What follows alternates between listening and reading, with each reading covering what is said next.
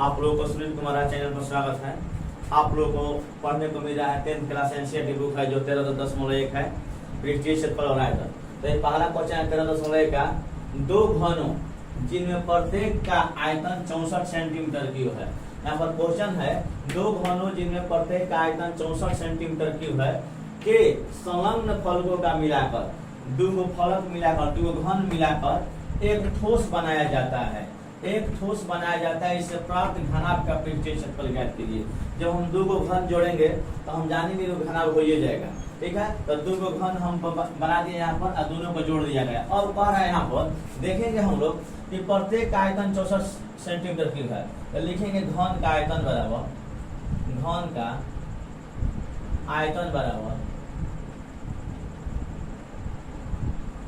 64 centimetre cube है। 64 centimetre cube है। तो घन का आयतन का क्या सूत्र होता है? घन का आयतन का होता है ए क्यू बराबर ए क्यू यानी भुजा क्यू। घन का आयतन का होता है भुजा क्यू। तो भुजा का हम मान रख दिए, तो ए क्यू बराबर का हो जाएगा हम लोग का 64। तो ए बराबर हम लोग का हो जाएगा 64। यहाँ हम लोग का 3 गया क्योंकि हम का इसका निकाल रहे हैं, हम इसका घातांक निकाल रहे हैं। तो 64 का हो जाएगा 2 दूनी का 4, 4 दूनी का 8, 8 दूनी का 16। 64 यहाँ लिख देते हैं 64। अब क्या करेंगे ए बराबर 64, 64 का 16, 16 का क्या हो जाएगा 64, यानी 3 बार गया।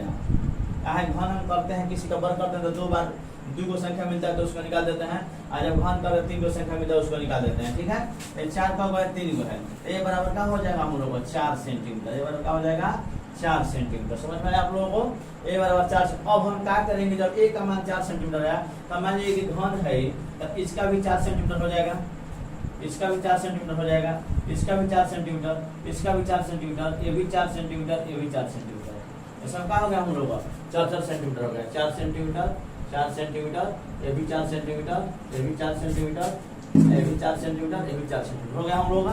अब हम देखेंगे कि इसका जब हम जोड़ दिए हम लोग 4 4 कितना हो जाएगा, इसका लंबाई कितना हो जाएगा 8 सेंटीमीटर, लंबाई कितना हो जाएगा 8 सेंटीमीटर, और इसका चौड़ाई कितना हो जाएगा, चौड़ाई हम लोग का 4 सेंटीमीटर, और ऊंचाई कितना हो जाएगा हम लोग का 4 सेंटीमीटर। ठीक है, अब हम देखेंगे अब जो घन जो हम जोड़े हैं इसको एक ठोस बनाया जाए जिससे प्राप्त घनाभ का पृष्ठीय क्षेत्रफल। जब जोड़ेंगे दो घन तो घनाभ हो गया है। अब हम क्या करेंगे, घनाभ का पृष्ठीय क्षेत्रफल, घनाभ का पृष्ठीय क्षेत्रफल का क्या सूत्र होता है आप लोग जानते हैं, 2 × LB + BH + HL सूत्र होता है, वर्ग इकाई का वर्ग इकाई। क्योंकि कोई भी हम लोग सूत्र निकालते हैं, कोई भी हम लोग निकालते हैं पृष्ठीय क्षेत्रफल, कोई भी हम क्षेत्रफल निकालते हैं तो हम लोग का क्या होता है, वर्ग इकाई में होता है। आयतन निकालते हैं तो क्या होता है, घन इकाई में होता है। ठीक है, अब देखेंगे इसका लंबाई हम लोग कितना है, लंबाई कितना होगा 4 4 8 सेंटीमीटर। तो 2 का 2 जो परिणामी घनाभ हम लोग का बना, जो हम लोग का परिणामी घनाभ बना तो क्या हो जाएगा, 2 घन वाला 4 सेंटीमीटर 4 सेंटीमीटर, इसका लंबाई कितना हो जाएगा 8 सेंटीमीटर। हम लोग ए को लंबाई मानते हैं, बी को चौड़ाई मानते हैं।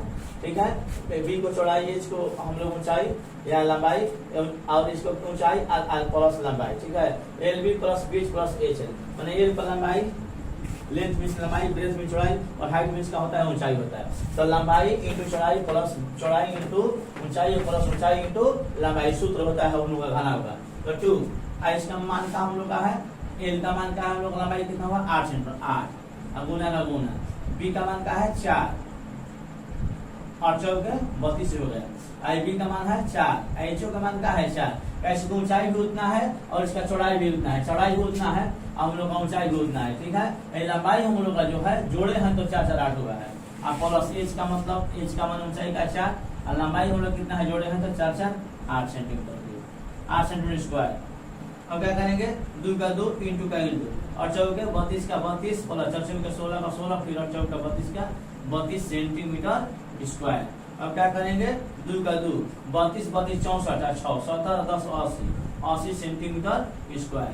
80 दूनी का हो जाएगा 160 सेंटीमीटर स्क्वायर। यानी जो घनाभ का पृष्ठीय क्षेत्रफल हम लोग आया है, जो घनाभ का पृष्ठीय क्षेत्रफल आया है हम लोग का 160 सेंटीमीटर स्क्वायर। ये हम लोग का क्या हो गया, आंसर हो गया।